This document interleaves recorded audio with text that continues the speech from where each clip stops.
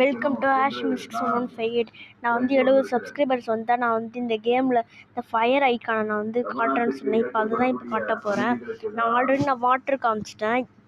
இப்போ நான் வந்து ஃபயர் காமிக்க போகிறேன். அந்த ஃபயர் ஐக்கானில் அப்படி என்னதான் இருக்குன்னு பாருங்கள். இது நான் ஆல்ரெடி விளையாடிருக்கேன். இது அட்டம்ஸ் ரெண்டு அட்டம்ஸ் இதில் விளையாடலாம். இப்போ நம்ம கேம்குள்ளே போவோம். இதில் இருக்கிற நெருப்பு தான் நம்ம பிடிச்சாகணும்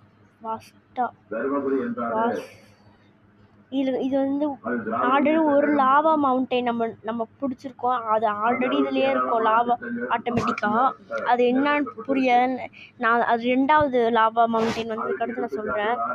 ஃபஸ்ட்டு லாவா மவுண்டைன் வந்து ஒரு பார்டர் மாதிரி, ஒரு பார்டர் தொட்டதுக்கு அடுத்து நம்மளுக்கு ஒரு லாவா மவுண்டைன் கிடைக்கும். இப்போ அங்கே ஒன்று இருக்குல்ல, அந்த வெளிச்சம் இருக்குல்ல, அதான் செகண்ட் பார்டரு. ஃபஸ்ட்டு பார்டர் ஆட்டோமேட்டிக்காக இருக்கும். இந்த செகண்ட் பார்டரில் வந்து லாவா பால்ஸ் அப்புறமா லாவா கண்டெய்னர்ஸ் தான் இருக்குது.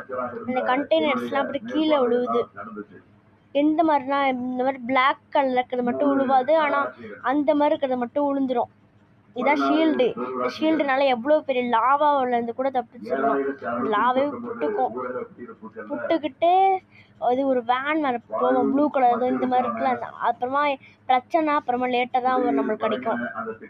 பார்டர் 3க்கு நம்ம இன்னும் வரல. பார்டர் 3 வந்ததுக்கு அடுத்து பெரிய ஒரு இது சொல்லி வாய முடியல, உடனே பார்டர் 3 வந்துருச்சு.